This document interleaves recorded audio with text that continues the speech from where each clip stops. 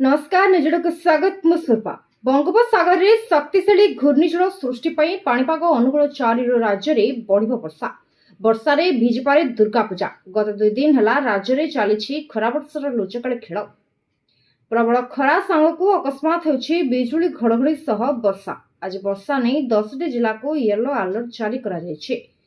October 6 रे बंगोपसागर रे आउ एक लघुचाप सृष्टि नहीं संभावना देखा देछि। फल 4 तारिख राज्य में वर्षार परिमाण वृद्धि पाइब। 4 तारिख 10 तारिख जाए राज्यर विभिन्न स्थान में विक्षिप्त वर्षा रहिबो।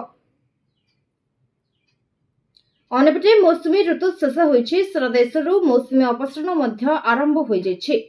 आ दिन केटारे देशरू दक्षिण पश्चिम मौसुमी वायु अपसरी जिवो। तेबे मौसुमी जिबा सह अक्टोबर 1 रु आरंभ हो जाइछि बात्या ऋतु। अक्टोबर डिसेम्बर मास पर्यंत यह गुरुत्वपूर्ण समय रे जेकोसी मुहूर्त रे बात्या विपद देखा दे पारे। अन्यपटे बंगोपसागर शक्तिशाली घूर्णिझड़ सृष्टि पई पाणीपाग अनुकूल रहितबा जणा पड़िछि। बात्या पई सामुद्रिक स्थिति अनुकूल रहतबारु एही 4 मासरे लघुचाप सृष्टि हेले यह बात्यार परिणत हेबार यथेष्ट संभावना रहिछि। मौसुमी अपसरण परे बात्या गुड़िक साधारणतः अधिक शक्तिशाली होइथाय।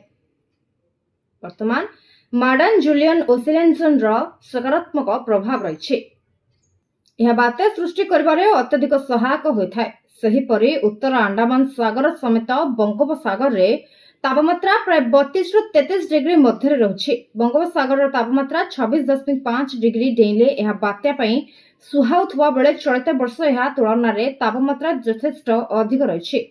यह सहित संपृक्त अंचल रे वायु प्रभाव मध्य स्थिर रही जहाँकि बात्या सृष्टि एक बलिष्ठ वातावरण सृष्टि करिछि।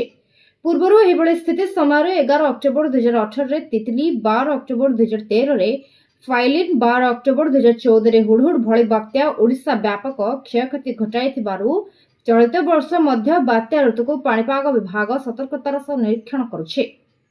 अक्टोबर मासरे आसुथबा बात्या गुड़िक अधिक और शक्तिशाली होथिबारु आसंता सप्ताह रे सृष्टि होबाकु जाउथबा लघुचाप उपरे समस्तଙ୍କର दृष्टि निबद्ध रही। सूचनायोग्य जे 1999 महाबात्या मध्य अक्टोबर 29 तारिख रे होइतला। आज ठारू मौसुमी ऋतु 5% नियंत्रण शेष होइछे। चलित मौसुमी रे राज्य रे जून 1 रु एजावत स्वाभाविक वर्षा 1150.2 मिमी तुलन रे 1092.0 मिमी रेकर्ड होइछि। ए समय 2टी जिल्ला रे स्वाभाविक ठारू अधिक वर्षा होइतबा बेले 24 जिल्ला रे स्वाभाविक वर्षा रेकर्ड होइछि। ते भद्रक, केन्दुझर, देवगढ़ और झारसुगुड़ा आदि 4 जिल्ला रे नियंत्रण वर्षा रेकर्ड रु होइछि। भद्रक रे नियंत्रण वर्षा परिमाण सर्वाधिक 27% भଳି सूचना मिलिछि। न्यूज ओडे को एठी रखुछु।